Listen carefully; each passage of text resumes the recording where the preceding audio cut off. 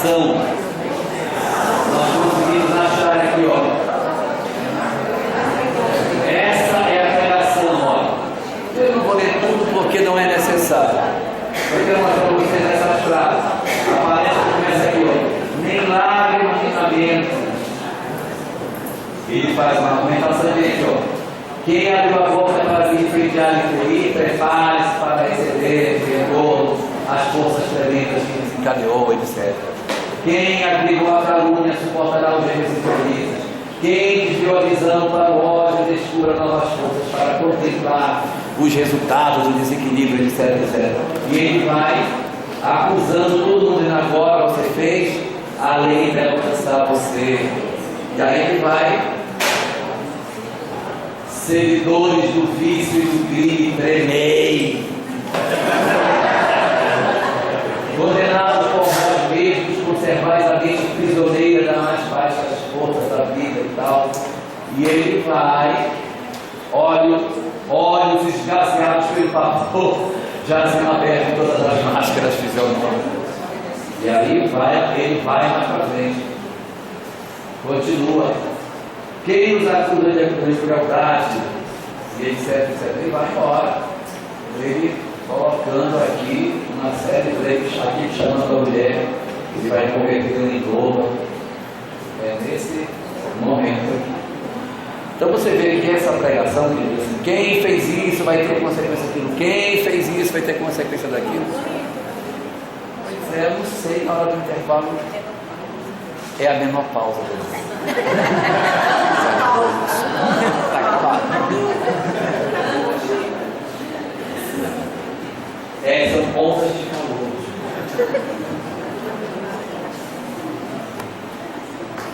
Bem, nós ficamos exatamente aqui, não é? Então eu queria só, antes de passar à frente, fazer só uma observação no intervalo. Depois eu vou aproveitar para responder.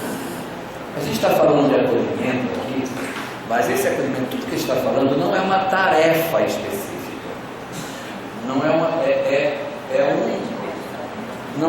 Isso não é atendimento fraterno, isso não é uma tarefa constituída. Isso é acolhimento assim, é eu com fulano, é na maneira de nós nos comportarmos. É o acolhimento no sentido de como é que eu olho para as pessoas, como é que eu falo com as pessoas, como é que eu, pessoa, trato outras pessoas.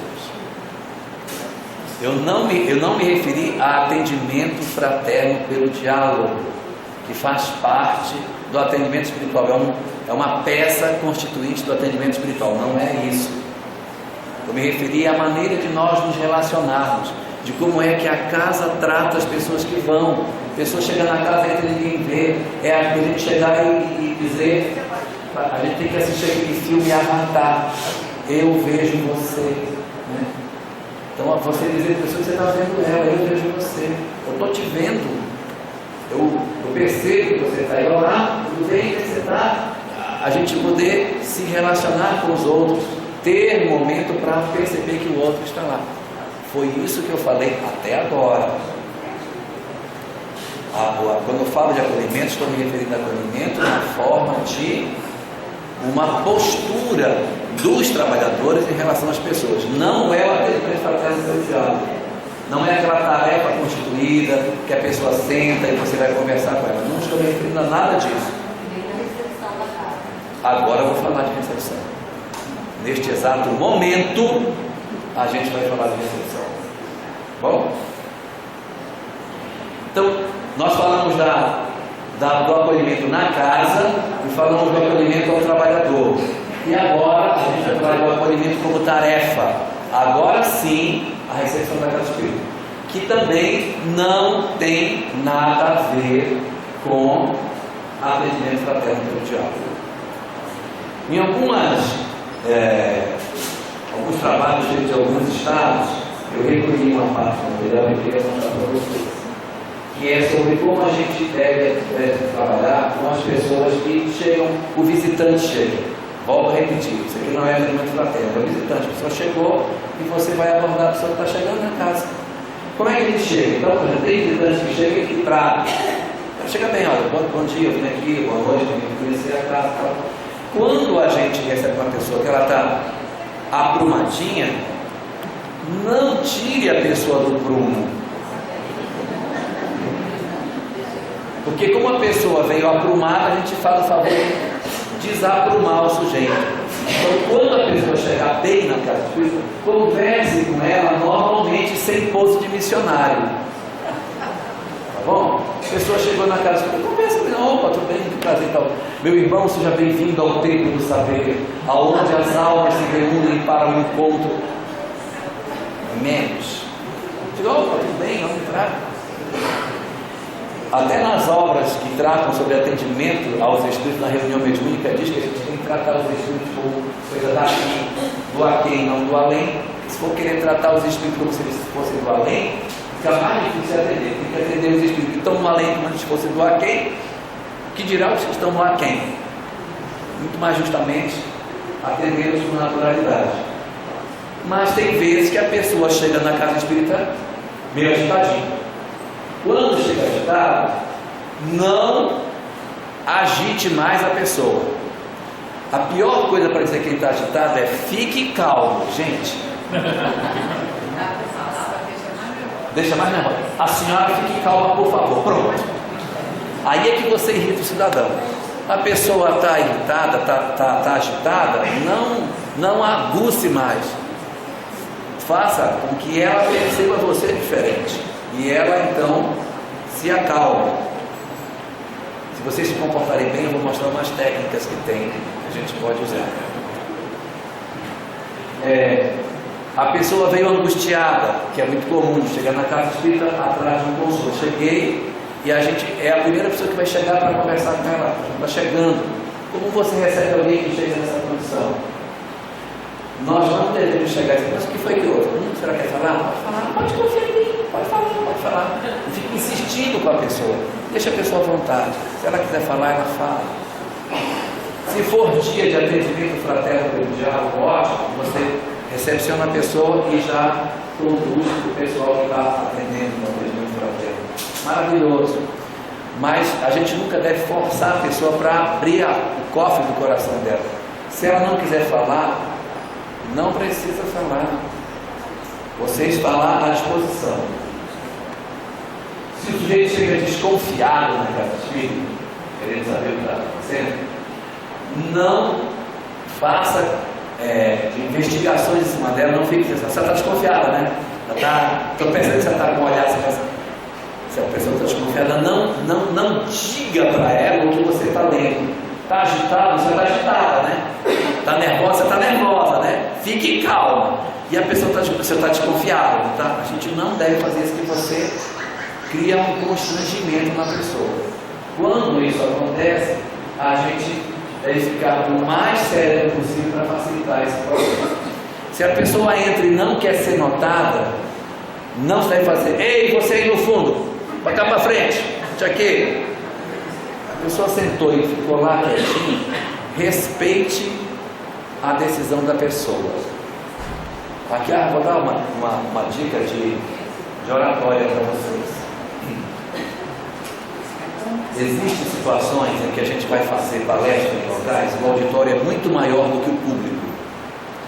Aí o orador chega lá para fazer a palestra e tem 2 aqui, tem 3 lá atrás, tem mais 5 ali no fundo. Aí você fica, o que você faz? Você vai gritar para todo mundo ouvir você, porque nem todo auditório tem um microfone. Ou você vai chamar as pessoas para frente. Se você deixar o povo onde está, vai gritar igual um louco para ser ouvido pelos que decidiram sentar no fundo, quando o preço lá atrás é o mesmo daqui da frente. Ou você vai dizer, não, vocês venham para frente aqui e para cá. Adulto não suporta ser mexido de lugar. Vocês aí no fundo, tem cadeira vaga aqui na frente, passa para cá. A pessoa se sente menino e a pessoa já se levanta com raiva de você. E para o orador isso é péssimo, porque ele quebra a empatia que ele tem que ter com o público. O que é que as obras de literatura sobre oratória sugerem sobre isso? O que se deve fazer? Quando você chegar no auditório que tiver essa situação, faça da seguinte maneira, assim diz os livros. Você se vira para o que é o coordenador do trabalho, o dirigente, e diz: chama o pessoal para frente, por favor. Aí ele vai chamar e a antipatia vai toda para ele. Mas eu não estou mentindo, é verdade. Você transfere tudo para ele e aí você faz a palestra. Todas as linhas antipáticas são ele que toma.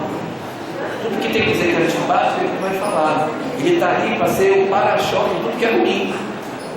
O orador não pode se contrastar com isso. Ele não pode passar por esse constrangimento, que ele vai arranhar a relação com o público. E o espírito da corte, ele não é obrigado a ser simpático, então ele faz esse serviço mais pesado. O único risco é o dirigente dizer: olha gente, por mim vocês poderiam ficar um dos dias. Mas o orador pediu que eu chamasse vocês para frente. Aí vai. Bom, se ele não quer ser notado, vamos respeitar isso. Um sorriso às vezes é o suficiente para acolher a pessoa onde ela está, para ela se sentir recebida. Também nós temos a pessoa que é inibida, que não gosta de falar. Isso acontece às vezes. Às vezes em grupo de jovens aparece um que vem visitar o grupo de jovens. Aí, fulano, você não falou, venha falar você aqui. Aí o cara, primeira vez que ele vem, gente, ele está, se ele pudesse se enterrar no lugar de se enterrar.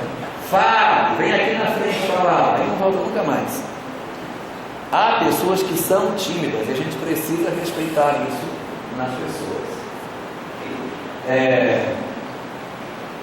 Se tiver que conversar com ele, você procura fazer de maneira que ele tome a iniciativa na conversa. Não vá você, sim, aí? E como é que é? Você é casado? Casado? E aí? Não sei o quê? Como for? Isso. E a pessoa só sim, não. Quando a pessoa começa a responder com monossílabos, esqueça, ela não está querendo conversa. Bom, existem outras situações. O sujeito chegou zangado, aborrecido. Aí nós temos que fazer com que ele esgote e desabafe. Eu vou mostrar isso depois, uma técnica que a gente usa para trabalhar pessoas que não estão aborrecidas, que vão trabalhar conosco. Isso é bom para conversar com pessoas que chegam aborrecidas na casa espírita, conversar com o marido, com sogra, com cliente aborrecido. Isso é uma beleza. É pouco. Se a pessoa chega na casa curiosa, já que vocês vão ficar com esse material, vou deixar para vocês que vão ver. O curioso você vai informando o espiritismo, mas a gente não deve levar a conversa no rumo de curiosidades. A pessoa, é verdade que tem tal coisa, é verdade. E a essência do espiritismo não é essa questão da curiosidade, é a transformação moral. Então, sempre que você puder, que ele estiver muito curioso, você insere nas suas respostas a importância da transformação.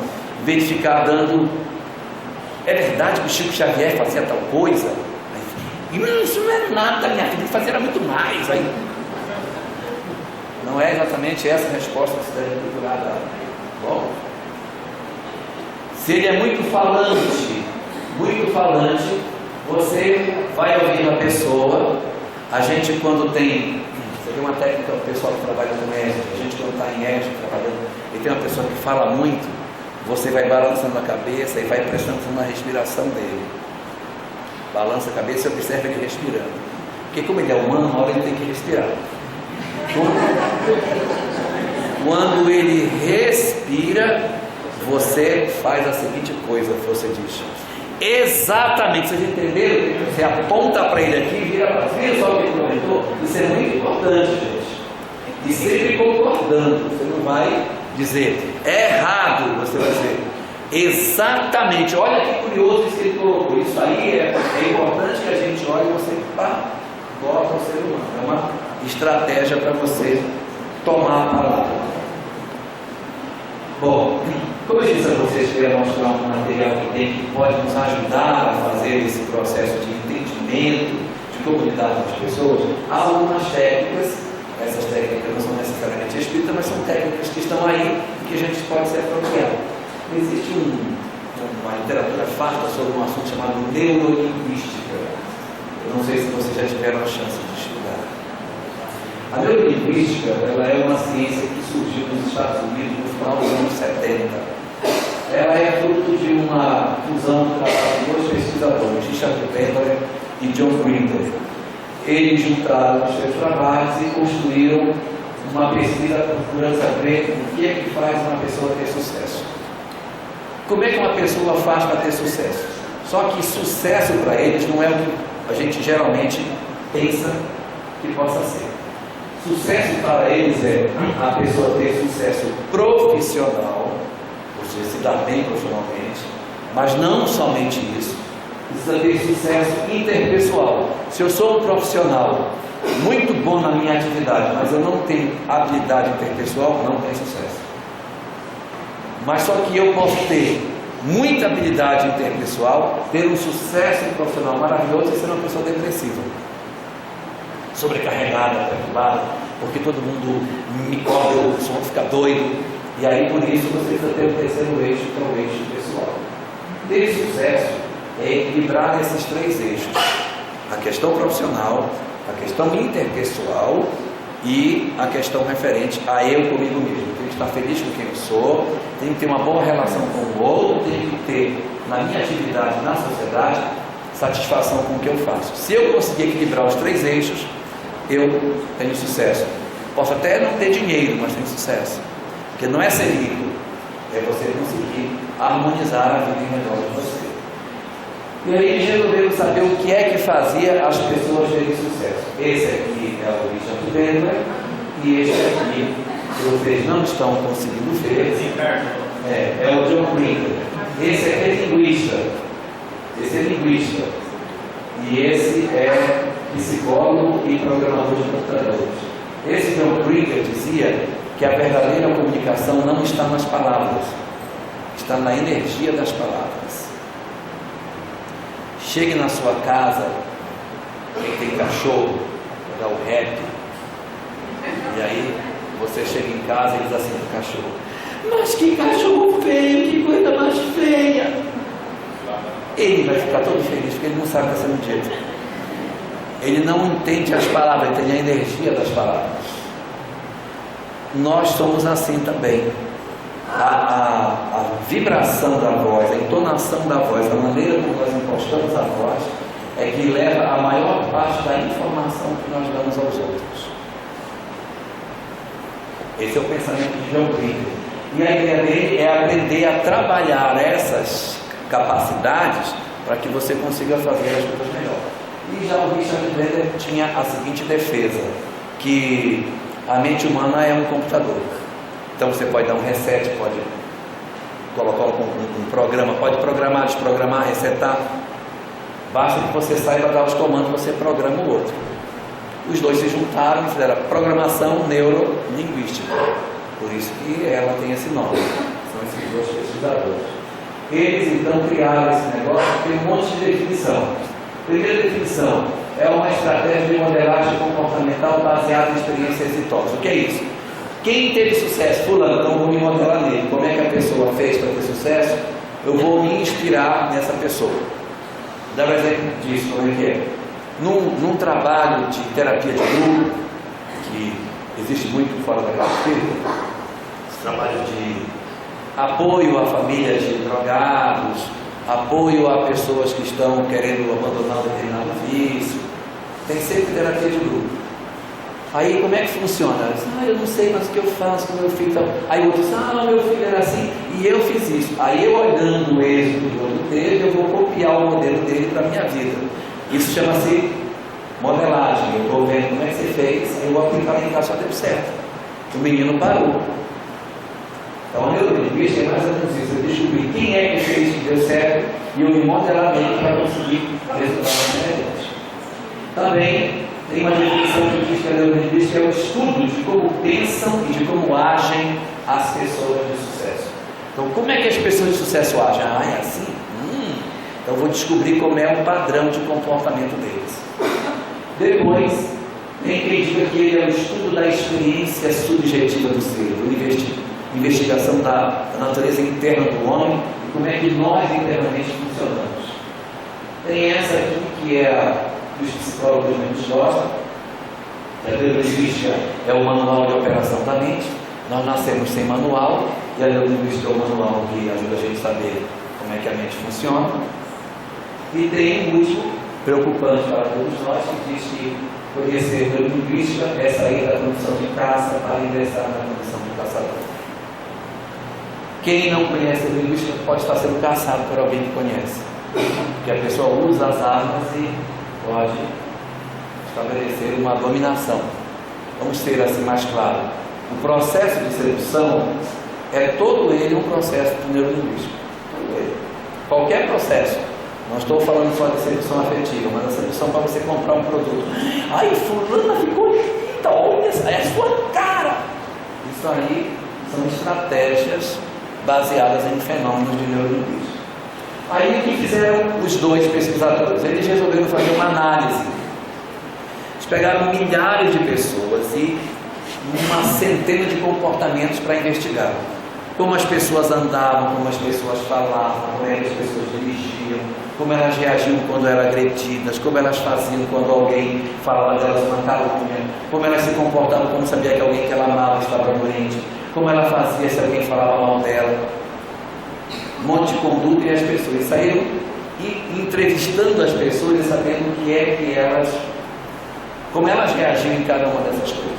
Passaram a ver então no mapeamento qual eram as palavras que as pessoas usavam, qual era o comportamento que elas adotavam. Você vem dirigindo para o seu carro no sinal, alguém vindo por trás e bate atrás do seu carro, parado no sinal.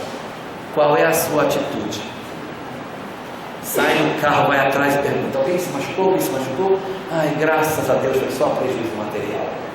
Ou você já sai com o seu extintor de incêndio na mão, quebrando o carro do outro, com a chave de roda furando o carro todinho e sacando a pessoa do assento e quebrando ela todinha. Qual é a sua atitude? Então aí são as análises dos comportamentos, dos gestos, como que as pessoas gesticulam, que tipo de gesticulação fazemos e até as reações que nós temos. Eles mapearam tudo. E houve uma coisa interessante: depois que eles mapearam tudo, eles identificaram o seguinte: agora que está tudo mapeado, quem são desse universo nosso aqui as pessoas que equilibraram aqueles três eixos, que equilibraram o profissional com o interpessoal com o pessoal. Aí, o 12, o 47, o 128, o 509, o 2000 e tanto, tiraram esse pessoal da planilha para olhar. Quando eles tiraram, descobriram o quê? Que o pessoal que tinha sucesso tinha um padrão de comportamento semelhante. Neurolinguística nada mais é do que a divulgação da planilha, do que é que as pessoas de sucesso fazem para que elas sejam de fato pessoas de sucesso. Se vocês quiserem, eu mostro o perfil. Se não quiserem, eu pulo esse slide e a gente vê o próximo. Interessa ver? Eu vou mostrar, mas não quero que ninguém grite bingo quando tiver todos. Bom? Perfil da pessoa que obtém sucesso. Isso significa dizer, se a pessoa tem esse perfil, significa que ela tem habilidade profissional, tem grandes condições de manter uma relação afetiva com alguém e está em paz consigo mesmo. Tá bom? Primeira característica que eles descobriram, que por sinal é a característica mais frequente de tudo que se viu em termos de neurolinguística.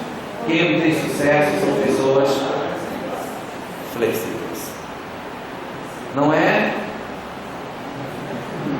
flexível, é a pessoa, não é para ir para a academia fazer pilates para ficar flexível. É flexível no sentido comportamental. O que é que isso significa? Quem não é flexível está fadado a ter dificuldade profissional, dificuldade de manter um relacionamento, dificuldade de aceitar a si mesmo e, portanto, não obtém sucesso. É uma pessoa que vai ficar à margem disso aí. Nós, se queremos obter sucesso para a nossa vida, precisamos desenvolver a capacidade de sermos flexíveis. Como é essa flexibilidade? Esse é tão significativo que gerou o princípio zero da neurolinguística. O princípio zero da neurolinguística é o seguinte: quem cede está no controle. Quem cede está no controle. Quando a gente ouve isso a primeira vez, acha que está errado, mas é isso mesmo. Quem é que manda em casa, o homem ou a mulher? Os dois. O pobrezinho pensa que manda. Ela faz ele pensar que ele que manda. Mas ela faz assim, o pobrezinho faz tudo que ela quer e ainda acha que é ele que manda. Ele pega a mulher e leva na concessionária e diz: vamos escolher um carro hoje. Aí ela chega lá: bem, não gostei desse não, gostei daquele do outro ali. Ele vai levar o outro. E o vendedor sabe. Quando ela aponta, o doutor entendeu. Ele já sabe que ele vai perder. Ele vai perder. Então, a primeira característica é a flexibilidade. Segunda, a habilidade no relacionamento interpessoal. Quem não consegue ser hábil no relacionamento interpessoal está morto. Está morto. Outra, habilidade em linguagem não verbal. Não precisa dizer nada, bater o olho. As mulheres são excelentes. O homem chega na porta, a mulher só deixa chegar. A família está almoçando, aí o filho se levanta da mesa, aí a mulher vira aparecer. O que é que o fulano tem? Não sei. Você não percebeu? Não vi nada. Mas ela percebeu pelo tanto que ele se serviu, pela maneira como ele olhou, pelo um comentário que ele não fez ou que ele fez, ela já sacou que tem alguma coisa errada. O homem, coitadinho. Outra, ter domínio sobre suas reações. Nisso os homens são melhores. As mulheres, vá no Procon para você ver. Vá no Procon. Aquilo é um estresse total. Se o homem compra um ventilador que ficou faltando no parafuso, ele vai na corda, arranca o pregador de roupa, tira aquele arame no meio, enfia no buraco, aperta com o alicate, o ventilador fica todo torto, mas está ótimo. Se faltar o parafuso para uma mulher, ela bota na caixa, volta e diz: parafuso. E o cara vai botar o parafuso ali, senão ela vai fazer um panteiro. O homem, ele tem mais capacidade de dominar as suas reações. A mulher, ela é mais impulsiva. Facilidade em conhecer pessoas. Bater o olho, não sei nem quem é, deu o olhar. Mulher é horrível para isso. Um conselho para os homens: não emprestem dinheiro quando elas disserem não faça isso, que é a pior coisa do mundo. Ele não vai pagar você. Parece uma praga. Pega. Não empreste. A capacidade de leitura corporal que a mulher tem, um negócio impressionante. Ela bate os olhos, ela lê a pessoa. O homem, ele não sabe nem que roupa que as pessoas estavam usando. Viu o brinco dela? Estava de brinco? Nem vi. Outra característica: preocupação com o outro. As pessoas que não são solidárias não obtêm sucesso. Não obtêm sucesso. Sétima característica: a resiliência. O que é a resiliência? A resiliência é a capacidade de nós nos reconstruirmos após o golpe. Isto aqui é uma flor. O que é resiliência? Eu aperto esta flor e eu faço com que ela sofra um golpe. Aí a gente passa por isso. Quando o golpe passa, a gente volta a ser flor. Isso é resiliência. A vida não vai nos poupar de termos dores, mas a gente precisa aprender a ser resiliente. Nós temos que caminhar. Às vezes existem dores que são muito grandes. Segundo os espíritos, a maior dor que existe na Terra é a perda dos entes queridos. E isso são os espíritos que estão dizendo. Para não dizer que eu estou mentindo, peguem o livro Religião dos Espíritos. A mensagem, Religião dos Espíritos. A mensagem de Emmanuel, que temos na, acho que é a página 257. Vai lá. A maior dor que se pode sentir é a perda dos entes queridos. Então são golpes em que a gente fica miudinho mesmo. Só que depois A gente tem que ter um tempo para se recompor, é lógico, mas a gente tem que ter a habilidade para se reconstruir. Quem não se reconstrói após o golpe, não tem resiliência, então tem mais dificuldade para obter sucesso. Essa flor aqui, ela não é totalmente resiliente, porque o capim dela não voltou para o lugar que teve. Então essa é a resiliência. E a última das características é o alto poder empático. O que é isso na prática? Não ser chato. É fazer empatia com os grupos. Vamos fazer uma confraternização no centro espírita. Aí eu não vou. Não, vai fulano, vai. Tá bom, eu vou. O que é que vai ter lá? Churrasco. Não como carne. Então vamos fazer um franguinho. Odeio o cheiro do frango. Então vamos fazer um peixinho. Nossa, peixe eu não suporto. Então a gente vai fazer uma salada. Credo. Aí, não, mas lá vai ter um banho. Vixe, vai ter muito mosquito. Aí, tudo a pessoa com dificuldade, não se mistura nos grupos, não se coloca nas coisas. Por isso, então ela é resiliente. É porque a gente às vezes tem que ajudar o outro a ser resiliente. Às vezes a pessoa sozinha não consegue ganhar a mão do outro. Essa é a característica para ter sucesso. Transferindo isso para o ambiente do movimento espírita, essa seria a característica ideal que o nosso trabalhador deveria ter para que ele pudesse acolher bem as pessoas chegando na casa. Se tivéssemos esse perfil, seria ótimo. E quanto mais a gente tem disso, mais capacidade a gente tem para ouvir pessoas, acolher pessoas. Nem sempre é possível a gente usar isso com facilidade no movimento espírita. Existe um grupo de pessoas que é um percentual que varia de 1 a 3% em cada sociedade, que é mais difícil você trabalhar e acolher, fazer o trabalho de acolhimento. O perfil dessas pessoas a quem é mais difícil trabalhar de maneira turística e fazer o trabalho de envolvimento deles é um grupo que tem um perfil específico. São pessoas que têm inteligência acima da média, elas são muito charmosas, são pessoas hábeis em sedução, olha o espetáculo, e são simpáticos. Que tal, Fernanda? Um bom perfil? É um bom perfil. Uma pessoa inteligente acima da média, charmoso, hábeis em sedução, simpáticos, é uma pessoa ótima. Vamos continuar. Eles mentem com realismo.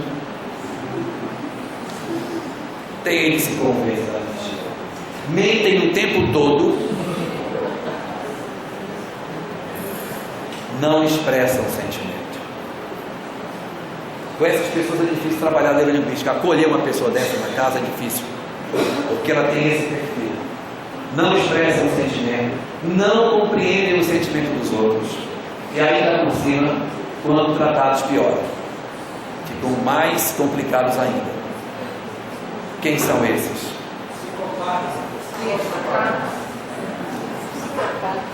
Psicopatas. Aparece na casa espírita, tá bom? Onde eles estão?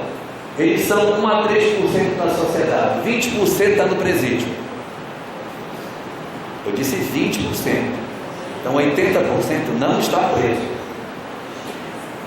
Nos presídios, eles são os assassinos em série, tá bom?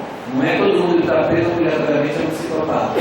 Na sociedade, eles estão soltos por aí. No Brasil nós temos 5 milhões de psicopatas. Deve ter uns por aqui, um pouco em Campo Grande. São eles, políticos carismáticos, corruptos e insensíveis. São eles, líderes religiosos que exploram seus dias. Esse texto eu colhi de um trabalho, não foi eu que escrevi, não. Não foi ele. Estão nas empresas conspirando para subir e vivendo como cidadãos comuns. E evidentemente podem ter acordado na casa espírita, porque menos de 30% é que se volta para o crime. O resto vive na sociedade, mas não está como criminoso na sociedade. Ele é um empresário bem sucedido. Mas no fim é um cara que está passando a rasteira em Deus e todo mundo. Eles têm uma loucura sem delírio, porque ele não tem surto de loucura, ele está o tempo todo nesse estado, ele não sai desse estado de loucura. Não sente culpa pelo que faz, porque não se sente culpado. Tem ausência de compaixão. Se ele precisar de fazer uma coisa, ele vai lá e faz, o outro abre e tira para ver, tem menor dó. Eles não têm medo, não se escondem quando são pegos, não identificam no rosto das pessoas e na voz sentimentos. Quando são pegos, descrevem os crimes com frieza e até com orgulho. Não, eu fiz assim, matei. Hannibal. Hannibal. Não se esconde quando são pegos, depois fica escondendo o cara, não esconde o cara, não é ele. E são reincidentes contumados. Esse perfil é um perfil que pode aparecer, e é o perfil mais difícil de trabalhar, e na casa espírita pode aparecer. Então eu quero deixar claro que isso pode acontecer aqui. Nós, quando estamos trabalhando com questão de linguística, tem uma coisa que é importante a gente guardar, que isso acontece com uma certa frequência, são chamadas âncoras. O que são âncoras? São experiências sensoriais. A quase totalidade de nós, para não dizer todos, temos âncoras armazenadas. Um tem medo de rato, outro tem medo de barata. E um diz assim, mas por que você tem medo de barata, gente? É uma coisa besta. Aí, não, eu tenho horror de rato, eu tenho medo de cobra. Eu tenho medo de morcego. Um tem medo de água, o outro tem medo de altura. Alguns têm bloqueio com cheiro de éter. Nossa, cheiro do hospital eu não suporto. Determinadas coisas a gente tem bloqueio. Âncoras não são só coisas negativas, não. Âncoras são experiências sensoriais que armazenam emoções. Quem comeu goiaba quando criança no pé, hoje quando come, volta a fruta que comia quando estava na infância. Você sente o cheiro dela, você sente, voltei na minha infância. Perfume. Você teve um ser humano na sua história de vida e o ser humano usava um perfume. Vamos passar 40 anos. Sentir o perfume evoca o ser humano lá. Então, as âncoras podem ser positivas ou negativas. E a gente cria âncora como? A gente cria âncora associando uma experiência emocional forte com um sentido físico. Um dos 5 sentidos, uma experiência emocional forte. Se isso acontecer, a âncora se faz. Você estava muito preocupado com o seu pai que foi hospitalizado. Aí você entrou no hospital muito preocupado com o seu pai. Aí tinha um cheiro de um detergente. Você não vai saber, mas aquele cheiro, quando você sentir isso, não sei porque eu não suporto esse cheiro. A música também. Música. Uma emoção forte e uma música. Já era. Voltar ao nosso bairro de infância. Uma imagem que volta aos nossos olhos. E você revê as pessoas. Gente, que loucura voltar aqui. São âncoras. Às vezes o rapaz faz isso com a menina, né? Está tocando aquela música o tempo todo. Aí diz assim, nossa, essa música é a sua cara. Ruim que hoje tem muita música ruim para fazer isso. Leque, não dá mas se tivesse uma música boa, né? Para você ver como isso lembra você. Aí ela... Pois é, aí a música está tocando o tempo todo na rádio, a pobrezinha está cativa. Ela entra no carro dele e põe o CD. Ela entra no carro dele e põe o CD. Ela entra no carro dele e põe o CD. Aí ele cria uma âncora na pobrezinha. São estratégias de âncora. E nós, quando recebemos as pessoas naquela espírita, elas estão cheias de âncoras. Cheias. Você tem medo disso, tem trauma disso. Eu não consigo abraçar meu pai, eu não consigo falar com fulano, eu não consigo fazer isso. Cheio de bloqueios dessas âncoras aí que a gente tem. Os objetivos são vários, né? Você pode colocar por um objetivo nobre ou por um objetivo não nobre. E é possível reprogramar âncoras. É só você criar para aquela mesma música uma nova emoção. Aí a âncora se substitui. Mas se você colocar a música sem uma nova emoção, evoca a antiga. Você tem que pegar um momento de muita emoção e bota aquela música para criar uma nova âncora. Aí aquilo apaga de trás. Dê um perfume para o seu filho. Aí resolve o problema. Uma outra coisa importante para se fazer com relação à neurolinguística é o estabelecimento do rapport. O que é o rapport? O rapport é a vinculação com o outro pela capacidade de dizer para o outro que eu sou semelhante a ele. Quando a gente vai atender alguém na casa espírita, você não pode atender ninguém com eficiência se faz uma atitude professoral, tem que ser horizontal. Fazer rapport é você se tornar igual ao outro, é se trabalhar para fazer uma identificação com o outro. Se você não se mostrar semelhante, você não dá certo. Você vai trabalhar num grupo de jovens, você tem que ter uma identidade com eles. Se você não tiver, você não... Eu estou indo lá para o grupo dos jovens. Ó, jovens, vamos para a reunião, jovens, por favor. Aí, a pessoa já está se mostrando fora desse grupo.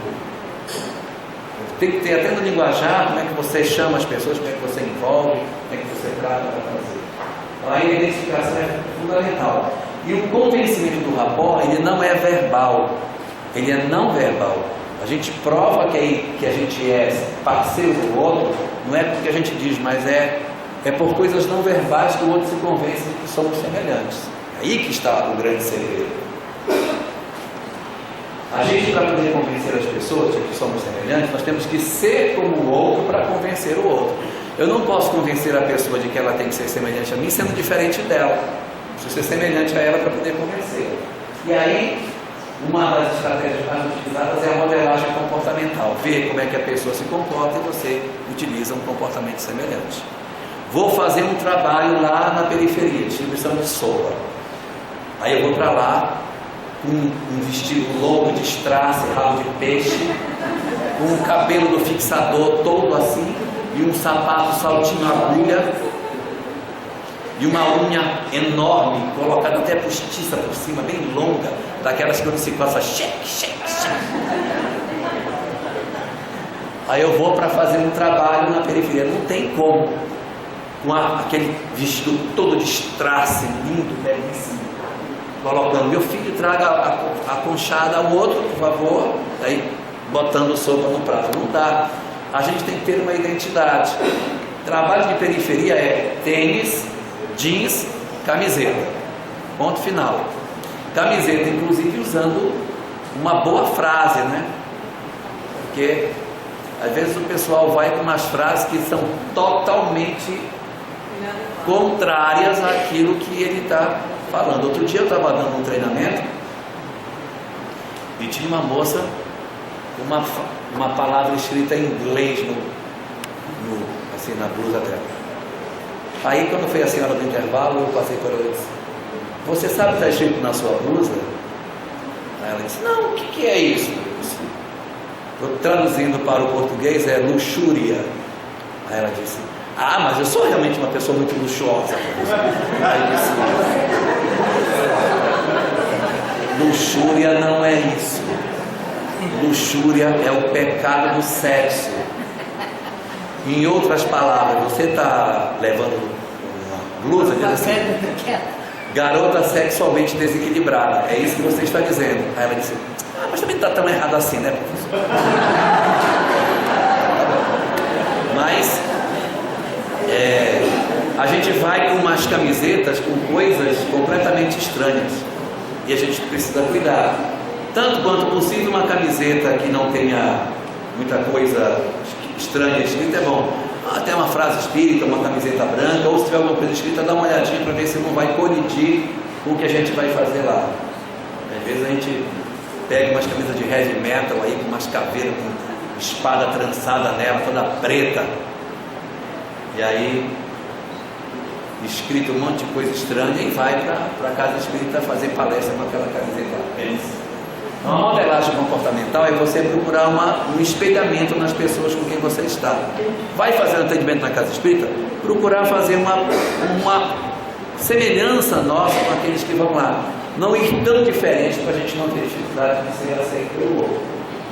O grande problema é quando ocorre a quebra de rapport. A quebra de rapport acontece quando a gente mente. Quando a pessoa descobre que você não é realmente parceiro dela, você está jogando, né? Aí acontece uma quebra de rapport e não conserta mais. Aí a pessoa não perdeu a confiança em você, já era. E você está conversando com ela e na verdade você não está sendo amiga dela. Imagine que você está atendendo uma pessoa e está conversando com ela, mas no fundo você está ouvindo e contando os outros que não estão acontecendo. Seria uma quebra de uma porta sem precedentes. Então isso são alguns instrumentos que a neurolinguística tem. Esse aqui é mais para negociação, quando você tem que negociar. Isso aqui é bom para quando você está negociando uma situação de crise. E você está, uma pessoa está surtada e você tem que negociar com aquele que se surtou. A pessoa está dentro da casa espírita, está com uma faca na mão, ou surtou lá dentro. Você tem que manter calma, você não pode, porque se você se desesperar, é pior. Um dia eu estava num voo e teve um louco que queria quebrar a janela do avião. Eu vou matar todo mundo aqui dentro. E começou a socar a janela. Pá, pá. Aí a aeromoça, claro, treinada, chegou próximo do rapaz, com toda a calma, aproximou dele e disse: "Você está louco! Você está louco!" Então tem que manter a calma para poder atender a pessoa. Nesse manter a calma, tem que tentar manter rapport e convergência com a pessoa. Se você não fizer isso, vocês veem que nos filmes, quando o cara está com a arma, assim, eu vou soltar a minha arma, tá vendo? Olha, eu estou soltando a arma. Isso é uma estratégia de rapport, sacou? Porque quem cede está no controle. Então você trabalha para ganhar. Aí você, quando faz essa questão, você tem que evitar a generalização. Que todo mundo é assim, isso aqui só vai acontecer assim. Não generaliza. Trata cada caso como cada caso é, cada pessoa assim. Não, mas você não é assim. Mas você não é assim, você não vai fazer isso. Não, mas você é diferente. Você é diferente, você não vai fazer isso. Vamos, desça daí, me dê a mão. Não vai acontecer nada, vem. Então é você traduzir confiança para a pessoa. E trabalhar a modulação da voz. Se você entrar com uma voz agressiva, você vai arrebentar a pessoa. A maneira como você fala com ele tem que ser como você fala com um filho de você, não. Você tem que modular a voz. Não faz isso não. Desça daí. Eu estou falando para você descer. Pronto, aí não desce mais não. Aí não vai descer. Você ter um problema, uma alteração grande na casa, você vai ter que ter calma para trabalhar, para evitar problema. Também não minta para a pessoa, diz assim, não vai acontecer nada, é apenas está tudo atrás. Assistam o filme Tropa de Elite, o comecinho, que o cara diz, baixa a arma. Aí quando o cara depois, muito convencimento, baixa e atira. Então aí não se trai, não se mente. Não vai acontecer nada. Desce, ninguém vai fazer nada. Também não se desdiz a pessoa que está surtada. Não se diz, isso não é verdade. Tá bom, tá certo, tá bom. Tudo bem, tá legal. Tem que fazer tudo para transmitir segurança para a pessoa. O ideal quando a gente está trabalhando com uma pessoa assim, a gente primeiro ouve, deixa ela falar tudo o que ela quer. Não interrompe a pessoa. Apenas balança a cabeça e deixa ela falar tudo o que ela tem vontade de dizer. E à medida que ela vai falando, você vai devolvendo para ela o que ela está dizendo. Então, ok, então aconteceu isso, para mostrar que você está ouvindo, para ela se sentir ouvida por você. Outra coisa importante é você dar valor à pessoa. Às vezes a pessoa não sirve para nada. Não, que é isso? Você é uma pessoa muito importante. É muito importante. Tem muitas pessoas que esperam por você. Isso é fundamental, isso é importante. E trazer tanto quanto possível para o aspecto emocional. E como a gente trabalha na reunião mediúnica, a gente começa com a pessoa já muito emocional. Você não faz isso não com você, é você que está se prejudicando assim. Olha, você não precisa passar por isso. Não é porque os outros fizeram alguma coisa com você, que você vai fazer isso com você. Isso tem muito valor e tal. Tentar puxar desse jeito. E outra coisa, que é muito importante ser feito, a gente nunca prevê comportamento do parente. A sua mãe deve estar muito preocupada. Minha mãe me abandonou. A gente nunca remete assim. Há pessoas que gostariam muito de estar com você agora, mas não vai dizer que é a mãe, que é o pai, porque às vezes é a revolta com a mãe que fez a pessoa entrar numa situação desse tipo.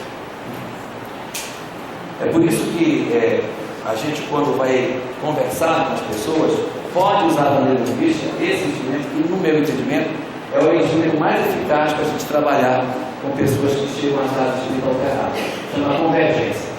Primeira coisa é a gente se colocar na posição de ouvinte. A pessoa chega para ser atendida, você, sim, pode falar que eu estou ouvindo, fica arrumando papel para falar. Sim, quer dizer então, tua mãe morreu. Tá, e aí? Não pode.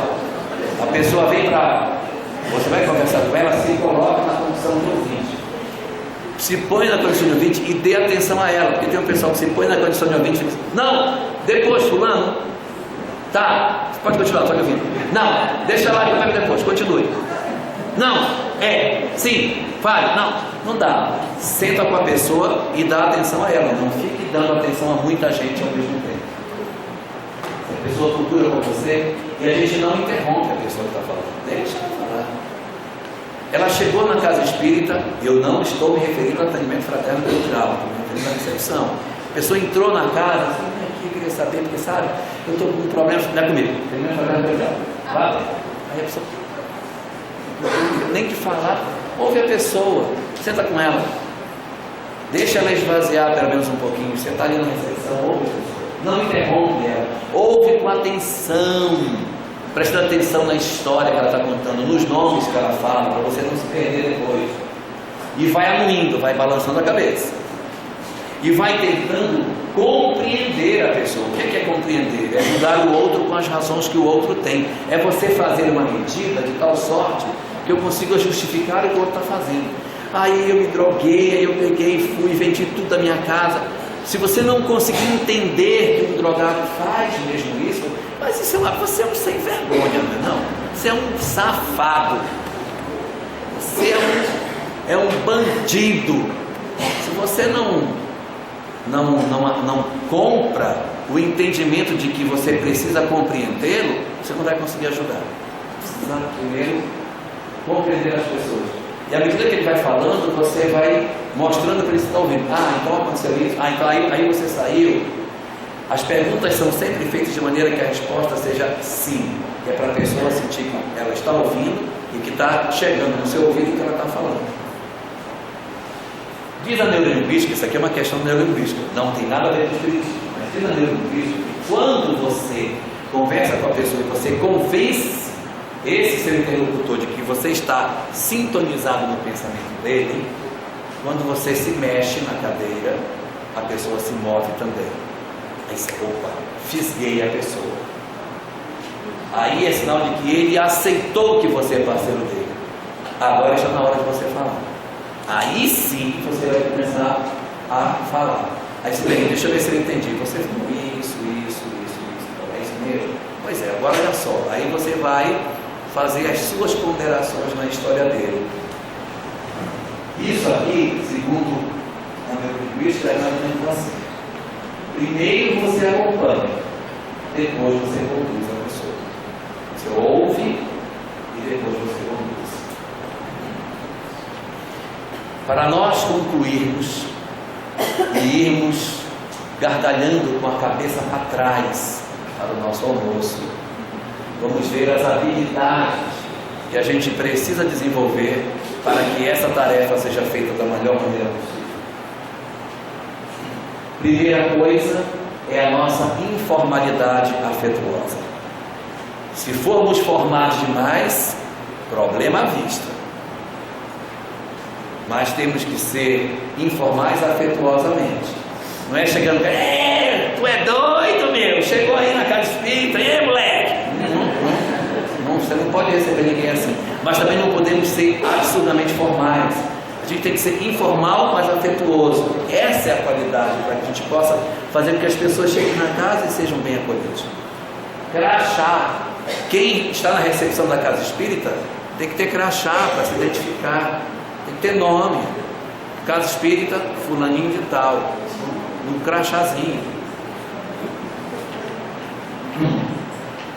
Onde que começa essa recepção? Ela começa lá fora no portão, na pessoa que distribui a mensagem. E fica uma múmia paralítica dando mensagem para a pessoa que já dá até medo. Aquela pessoa carrancuda na porta, não. Dá uma tarefinha assim, não, manda ele distribuir mensagem lá na porta. Aí o que está lá na porta está todo torto, distribuindo mensagens e falando as maiores absurdidades na porta da casa espírita. É complicado, então a gente tem realmente que colocar pessoas que não precisam ter tanta complexidade, mas tem que fazer uma escolha mais ou menos, quando a gente vai escolher as pessoas, tem que ter um certo critério para isso. A nossa cortesia tem que acompanhar todos os momentos. É importante que a gente tenha a lista de atividades da casa para poder apresentar a pessoa, né? E a pessoa ter se localizado. Não se registra nada em ficha, não se anota o nome de ninguém. Quem foi que veio hoje pela primeira vez? Você anotar o seu nome e tal? Porque aí você gera um constrangimento. Mas o que é isso? Será que é o Obama? Já chegou aqui, meu Deus? Então não se registra em ficha nada. Nós também, quando formos indagados, respostas diretas e seguras sobre a casa. Não faz roteiro. Então, o que acontece aqui? Então, dia tal tem isso, dia tal tem aquilo. Então, responda de maneira rápida e segura. Com relação à doutrina, as respostas devem ser sempre consoladoras. Eu não sei, meu filho se suicidou. Minha irmã do céu, pelo amor de... Olha, isso não tem noção. Nossa. Então aí, se for sobre doutrina espírita, as respostas sempre consoladoras. Ainda que amanhã a pessoa possa se aproximar de um conteúdo que venha a dar uma informação mais forte para ela, na recepção, nunca coloque a parte mais dura do processo. Console. E não esquecer de convidar as pessoas. Vai ser um prazer ter você novamente aqui. Boa noite, glória a Deus. Estamos vendo você quinta-feira para poder fazer. Na prática, esse processo ele tem sido executado no movimento espírita em 3 modalidades distintas. Tem 3 formas como o pessoal tem trabalhado a recepção da casa espírita. Uma forma chama grupo de transição. É um grupo pequeno, com um ciclo de palestra curto, que a pessoa entra e ela participa desse grupo. Ele entra ali, a gente vai escolher as palestras. Um dia vai ser sobre a imortalidade, pode ser os princípios, Deus, a imortalidade da alma, a encarnação, só para dar um verniz e você conhecer a pessoa um pouco mais e depois ela segue para um local. Então tem algumas casas que praticam esse formato. O atendimento passa a ser pessoalizado, porque você está vendo. Isso aqui não é atendimento fraterno pelo diálogo. Isso aqui é assim, a pessoa chegou e vai para o grupo tradicional. É um grupo de estudo onde, em vez de ela cair na palestra, ela cai aqui, onde ela pergunta. É um grupo menor. É o grupo de transição. Da casa de onde eu vim, né, que o Alberto era o nosso coordenador, isso aí funciona assim lá. As pessoas que chegam na casa não vão direto para nenhum grupo, elas caem no grupo de transição. Lá elas ficam durante um mês e pouco, aí depois elas saem. Aí você pode fazer o acolhimento, ouvir a pessoa, ela se identifica, você pode... A pessoa se sente recepcionada na casa espírita. Nesses grupos a gente usa crachá para todo mundo saber o nome de todo mundo. Não, fulano, o que você colocou é interessante, o que fulano disse também é bom. Ali são feitos estudos em grupo de temas introdutórios do doutrina espírita. Ali você identifica as demandas. Esse é para o grupo de jovens, você vai para o grupo de tratamento espiritual. Aquele ali a gente pode encaminhar para conhecer o trabalho do enxoval. Fulano, já dá para você enxergar aonde as pessoas podem ir para conhecer. Também você identifica, além das demandas do que está chegando para a abertura de novos grupos, qual é o melhor grupo para a pessoa ficar. Aí é onde você são as primeiras dúvidas. As pessoas têm, já resolve aí nesse grupo. É onde a gente orienta quanto a horários que a casa tem. É um processo onde você consegue até encaminhar alcoolizados. Ele chegou e não vai para a palestra. Venha cá, meu filho, fica aqui. Aí ele fica no grupo menor, em que você atende, conversa com ele. Ele tem um anteparo em que ele não deixa de ser recepcionado, mas ele não vai para o salão. Tem um grupo pequeno que você segura ele ali. E esse cara pode ficar até mais tempo lá. Toda vez que ele vem, coloca ele no grupo introdutório. E você também pode fazer a distribuição de mensagens. É época de finados, distribuir uma mensagem de finados. época Dia das Mães, é o local onde você pode fazer esse tipo de coisa. Esse é um formato que tem. Há um segundo formato chamado grupo de atendimento. Seria como se fosse uma recepção feita atendimento. Qual é a diferença? A diferença é que é uma única reunião. Quem está vindo pela primeira vez? Vai para aquela sala. Ali vai se passar tudo de uma vez só. Não tem estudos. Você vai apresentar para ele a casa e a doutrina. Naquela primeira vez que ele vem, você vai ter um contato individual com aquelas poucas pessoas que estão vindo pela primeira vez, para saber quem são e poder identificar esses indivíduos. Aqui você tem informações gerais sobre a casa e sobre a doutrina. O atendimento não é tão personalizado assim, porque você não vai ter um contato para dizer, fulano, esse cara é uma pessoa interessante, a gente pode aproveitar. Não tem como a gente ter essa visão. É só uma vez ele vem, você recebe a pessoa ali e no final do dia ele vai embora, no dia seguinte ele vai para o grupo devido. É só para a gente direcionar. O acolhimento é até menor, porque não tem aquela coisa de você integrar uma pessoa na casa, com várias semanas você já vai integrando mais, já está, quando ele sai daquele grupo, você vai para o grupo do fulano, você vai receber, isso aqui é fulano de tal, não vai ter muito isso. Então é um acolhimento até menor nessas profissões. Mas aí você também identifica a demanda, você consegue identificar o melhor grupo, sana também as primeiras dúvidas, igual ao outro grupo, você orienta também com relação a horários. Em muitas casas isso funciona com flip chart. Você prepara o que é a doutrina espírita e o que é o centro espírita. Aí você mostra tudo para as pessoas, elas não tiram dúvidas. Quando eu cheguei na casa espírita pela primeira vez, eu caí em um grupo desse. Aí eu fui levado para uma sala, eram poucas pessoas. Aí tinha um rapaz com um flip chart, explicava. Eu tinha 17 anos. E tinha uma senhora sentada na mesa com uma caixa de fósforo e uma vela. E o rapaz já explicar o que era o espiritismo, os conceitos e tal. Nós éramos poucos e eu olhava para ele e olhava para a velhinha. Aí, e ela, a reunião inteira ele falando e ela passando assim a mão na vela, brincando com a vela na mão. Ela não deu uma palavra. E ele falando. Aí terminou a reunião. Alguém tem alguma dúvida? Eu tenho. Não, pode perguntar.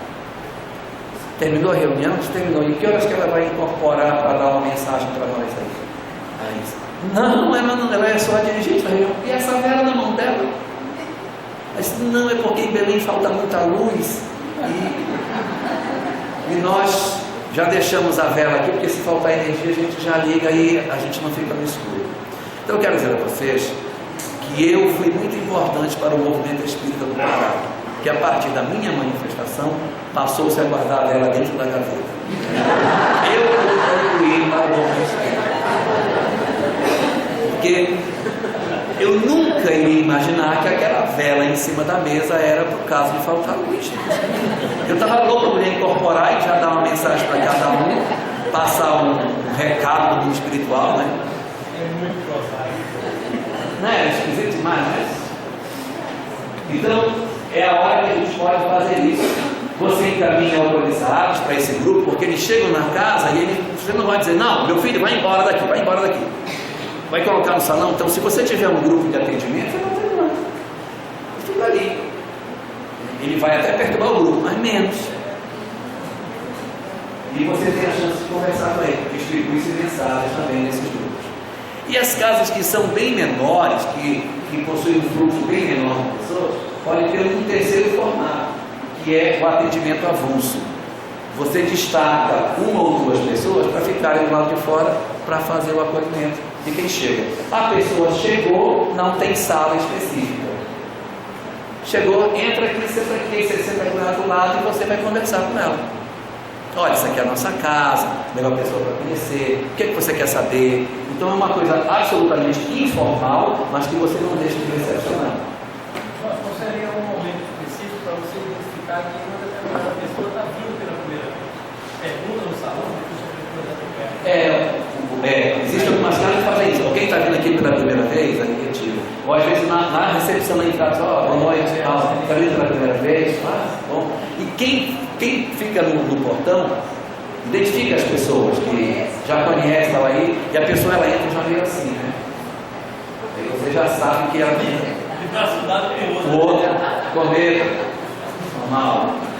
Então, esse atendimento é personalizado, porque você vai conversar com aquela pessoa, você faz aí um acolhimento, você vai sentar com ela, o que foi que houve e tal. Por que você vem na casa? Ah, é verdade, vem cá, a gente tem isso aqui é o nosso enxoval, isso aqui não sei o quê, passeia com ele, insere a pessoa, leva na biblioteca, aí fala com o bibliotecário, isso aqui é fulano, está vindo conhecer a casa, e vai inserindo a pessoa no grupo, quebrando esse giro da hermeticidade do nosso grupo. Não tem conteúdo.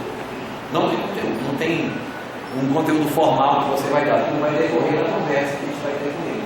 Também, da mesma forma, identifica as demandas, identifica melhor o grupo para ele, sana as primeiras dúvidas do indivíduo, orienta os horários, ali você também pode refrear os autorizados, dar as braços por cima, vamos conversar ali, aí vai conformando lá no canto, batendo um papo com ele, e dá atenção a ele para o salão poder se desenvolver melhor, e também você pode distribuir mensagens desse processo.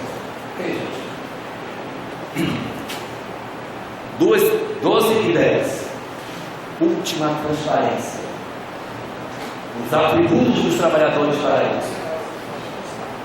Amor, porque se a gente não gostar de gente, não dá para fazer isso. Conhecimento espírita, senão não dá para atender, se não conhecer. E simpatia. Características essenciais. Quem for o carro não dá. Por isso que eu trouxe aquele material da neurolinguística para a gente encaixar aqui. Facilidade de comunicação. Se você é uma pessoa que tem dificuldade de expressão, melhor que não faça. Tem tanta tarefa na casa. Isso não é menor nem maior. Nós somos diferentes. Cada um pode escolher aquilo que mais gosta de fazer. E tem que gostar de gente.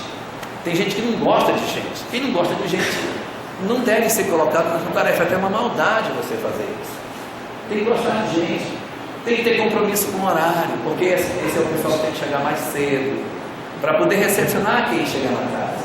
É o pessoal que tem que trabalhar de boa vontade, tem que vir com o coração, porque vai ser o cartão de visita do centro espírita. Você bota um cara lá, carrancudo, aborrecido, chateado, vou ficar aqui, mas é só hoje, só hoje. Eu já vi um centro espírita uma vez que grupo de atendimento espiritual, hein? O palestrante entrou e disse o seguinte: ó, gente, é o seguinte, eu vou fazer a palestra hoje, mas eu não era o que estava programado, não. Existe aí responsabilidade aqui, e tem algumas pessoas que deveriam vir e que não vêm. E aí sobra para quem vem. Sobra para quem vem. Então vamos lá, vamos começar a palestra.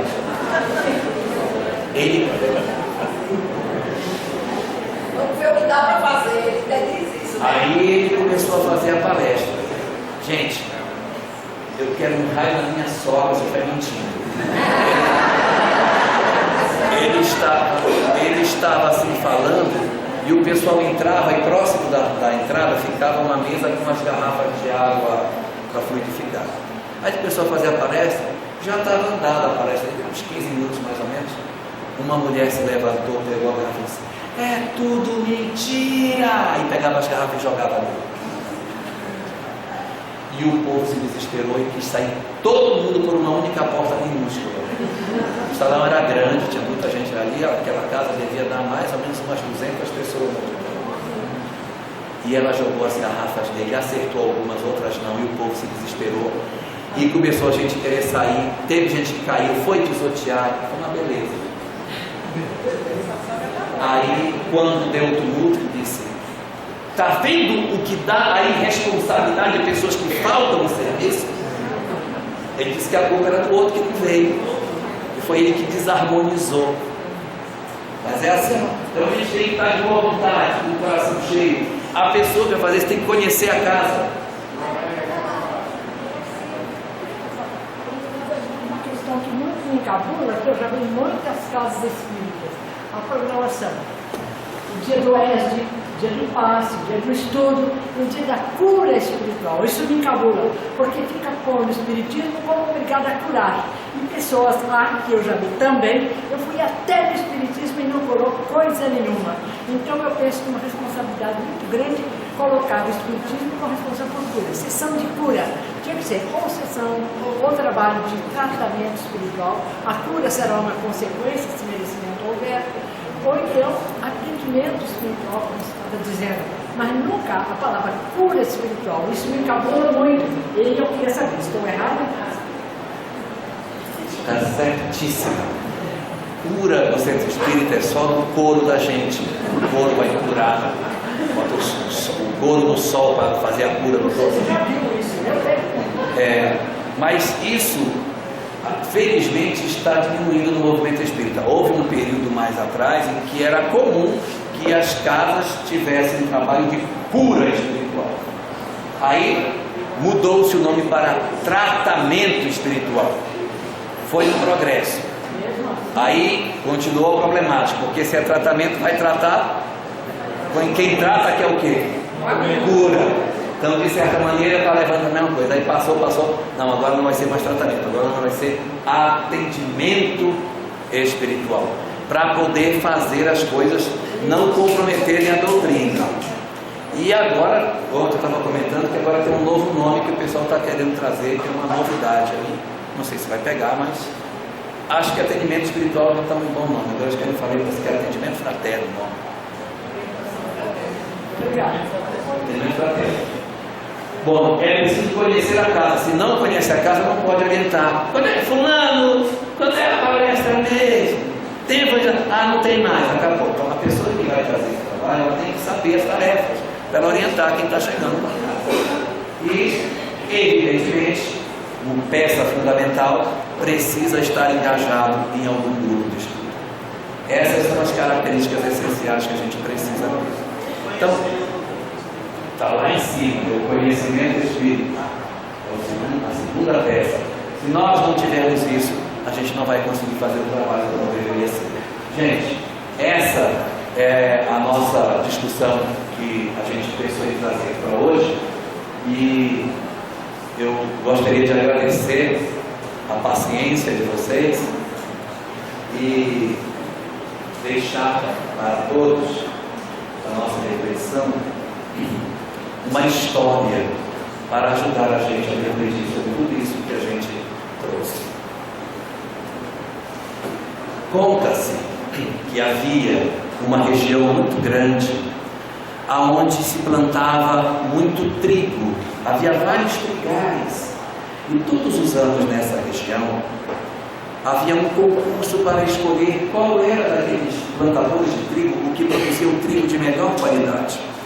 Fazia-se o seguinte: naquela data específica, os juízes passavam colhendo uma saca de trigo de cada propriedade, levavam essas sacas para um local e apreciavam grão a grão, avaliando a qualidade e a capacidade produtiva de cada saca, para então dizerem quem era o ganhador daquele ano. Para dar o resultado, eles traziam todos os competidores para uma sala e então os juízes vinham e anunciavam quem havia vencido naquele ano. E uma curiosidade: nessa região, todos os anos quem ganhava sempre era a mesma pessoa. Todo ano os juízes iam, juntavam o trigo, coletavam, mediam, e quando ia dizer quem era o vencedor, sempre a mesma pessoa vencia. Sempre a mesma pessoa. Os outros ficavam incomodados, porque eles faziam um esforço para melhorar as suas sementes, mas ele vencia novamente. E no outro ano de novo, e no outro ano de novo. E para piorar ainda mais a situação, o que é que o vencedor do trigo fazia? Quando anunciavam que ele era o vencedor, ele pegava a saca dele e dizia: esta é a saca do trigo vencedor, podem pegar e podem levar. Os outros se jogavam em cima desesperados para levar a maior quantidade possível daquele trigo, para no ano seguinte conseguir vencer. E eles plantavam aquela semente, e no ano seguinte a mesma pessoa ganhava. Ano após ano, a mesma coisa acontecendo, ele vencendo e distribuindo, eles lutando e eles perdendo. Alguns chegavam a plantar na fronteira com a propriedade dele, para ver se conseguiam alguma coisa. Ninguém conseguiu. Todos os anos ele vencia, até que depois de muitos e muitos anos de repetidas derrotas, o grupo dos outros plantadores tomou uma decisão. Em grupo foram até o plantador vencedor e disseram a ele: Não aguentamos mais perder. Não suportamos mais você todo ano vencer e ainda por cima nos humilhar, nos entregando a semente que foi a vencedora, e no ano seguinte você apresentar uma melhor ainda. Nós não aguentamos mais isso, estamos cansados e queremos repetir. Qual é o segredo?